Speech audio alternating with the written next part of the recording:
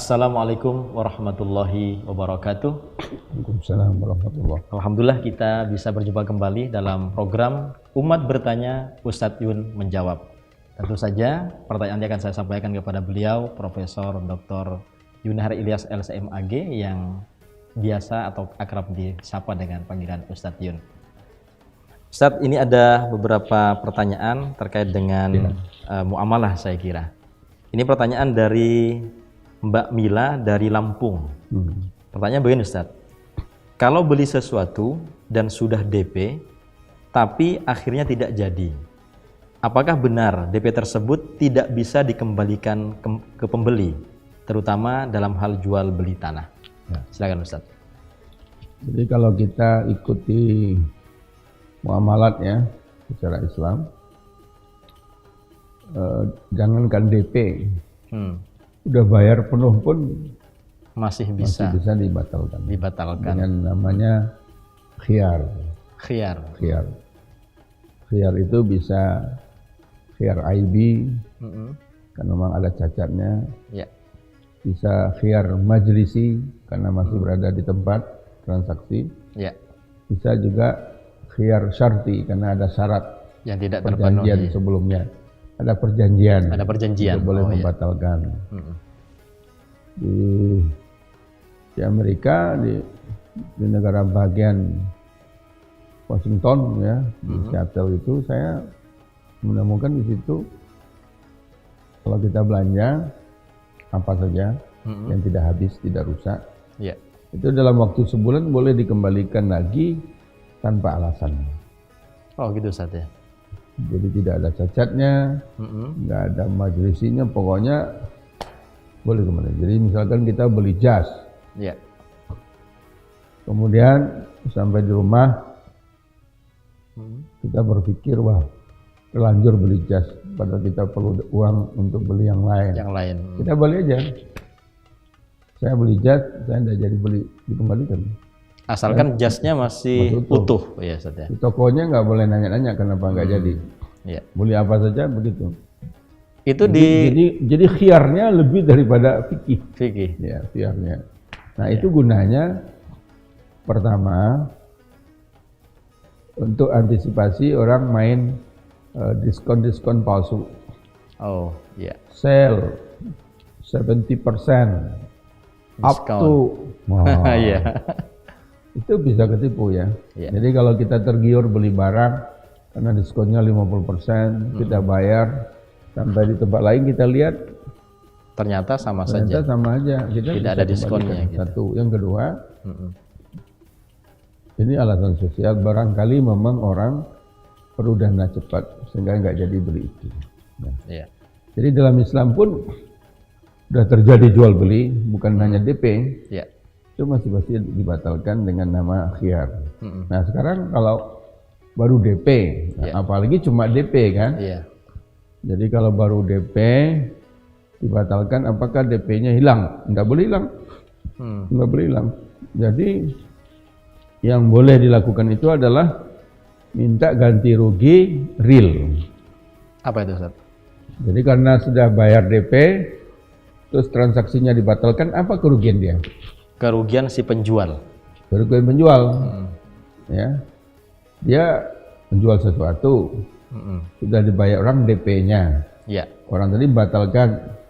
Kalau DP-nya dikembalikan, dia ruginya apa? Rugi itu yang real, nyata. Kalau misalnya orang sudah DP sehingga kalau ada orang lain mau beli, dia tolak. Itu bisa menjadi bagian. Tinggal dihitung aja, jangan sampai ada ruginya. Misalnya begini. Karena Anda sudah membayar DP, saya nolak pembeli. Saya akan kembalikan uang Anda kalau sudah ada yang beli. Oh begitu Kan tidak masalah dong. Ada pembeli lain, ya kembali aja uangnya. Oh saya kan sudah buat kwitansi, sudah buat surat-surat, gaji pegawai, berapa ongkosnya? Jadi di bank pun, bank syariah misalkan, kalau ada yang melakukan reschedule, jadi harusnya dia bayar tanggal 15, tapi dia nggak sanggup bayar cicilan tanggal 15, maunya tanggal 30. Itu di reschedule. Itu nggak boleh ada penalti, cukup kena biaya administrasi. Administrasi saja. Berapa realnya? 100.000 ya bayar 100.000. 200.000 ya 200.000. Nah, begitu di dalam muamalah. Jadi betul-betul harus terwujud antaradin. Iya.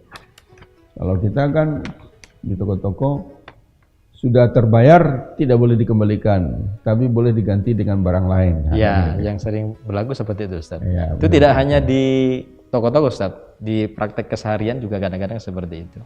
Jadi itu tidak melanggar, boleh saja karena berdasarkan kesepakatan kan, sepakatnya begitu. Jadi kalau misalnya nggak boleh dikembalikan tapi boleh ganti, tapi kalau hilang itu yang nggak boleh.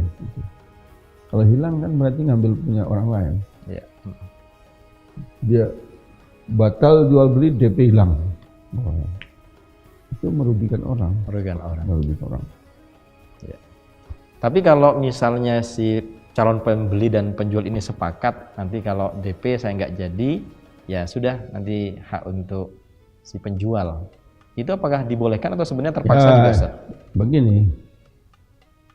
Dalam Islam itu tidak cukup hanya kesepakatan. Walaupun ada kesepakatan, tapi di dalam kesepakatan itu ada penzaliman juga ditentang. Ya, ya. Walaupun sepakat. Ya. Antaradin itu kan salah satu saja. Ya. Syarat halalnya sesuatu muamalat antaradin, suka sama suka. Tapi bukan satu-satunya syarat. Orang pakai bunga juga suka sama suka juga. Iya. Ya. Tidak satu-satunya, tapi itu salah satu syaratnya adalah suka sama suka. Jadi juga unsur kezaliman juga. Jadi misalkan kalau batal uang hilang ya, terus batal hilang uangnya kan rugi dia. Iya. Nah, itu dalam Islam tidak boleh. Tidak boleh. Harus ganti rugi yang real saja. Yang real saja. Ya. Ini batal, Anda ruginya apa kalau dibatalkan? Ya kan orang mau beli nggak jadi, ya tunggu aja dibeli orang. Kalau tunggu dibeli orang, baru dikembalikan. Yeah. Saya kan sudah membayar pegawai untuk proses bayar ongkos ganti pegawainya berapa. Kalau praktik di masyarakat sudah seperti itu, Ustaz, gimana kira-kira solusinya? Ya diperbaiki. Diperbaiki. Kalau mau mengikuti cara Islam kan gitu. Iya. Banyak yang harus diperbaiki supaya dalam bertransaksi, bermuamalat itu semuanya nyaman gitu. Jadi betul-betul puas gitu ya. Enggak jadi ya kadang-kadang orang kan bisa saja orang berubah pikiran karena suatu hal demi suatu kebutuhan mendesak. Gitu. Tapi kalau dia diikat batal terus nggak boleh dikembalikan, apa masalahnya? Ya.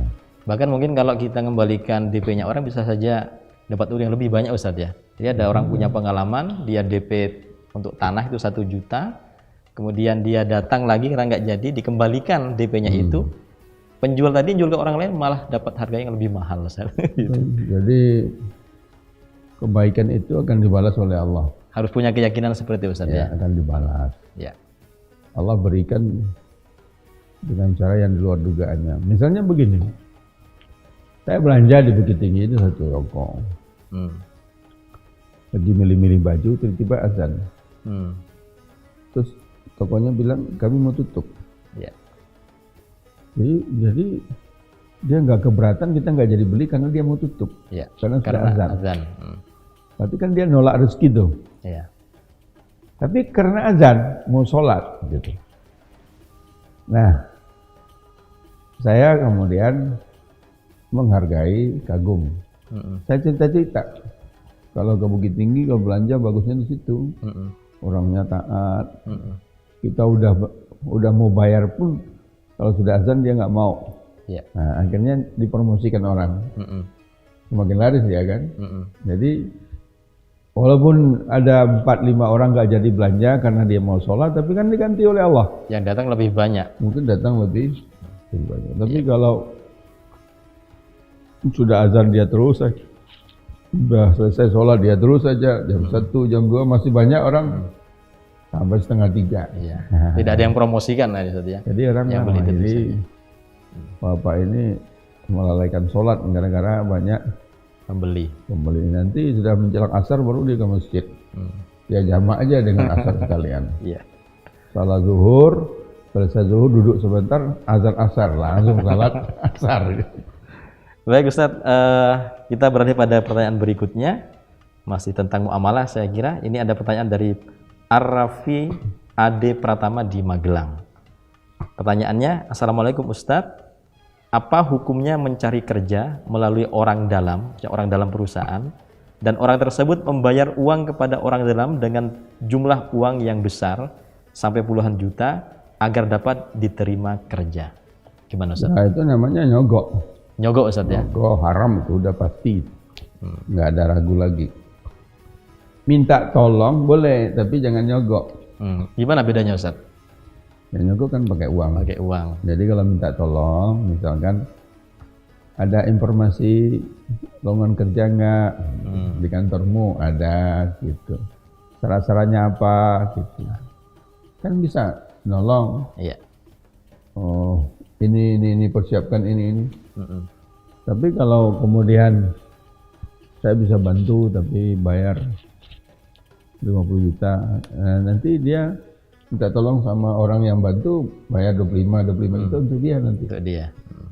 Itu namanya jual beli jabatan. Itu jangankan dalam Islam ya, KPK aja bisa nangkap itu. Ya. Jadi bupati yang memperjualbelikan jabatan, jadi siapa yang mau kepala dinas ini bayar, itu kan ditangkap KPK. Ya. Nggak boleh itu namanya nyogok. Iya. Apa Ustaz konsekuensinya bagi orang yang ya dosa? Dosa. Yang paling bahaya begini, kalau kita mencari rezeki dengan cara yang haram, nanti rezekinya itu haram. Yang didapatkan dari pekerjaan itu. Nah, bayangkan kalau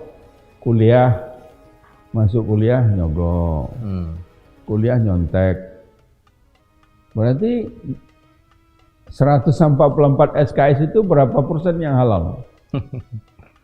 Ya, taruhlah halalnya 50%.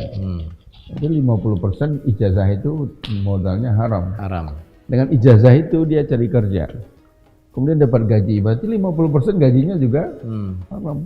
Nah, itu berlangsung terus gimana? Panjang saja ya. Panjang itu.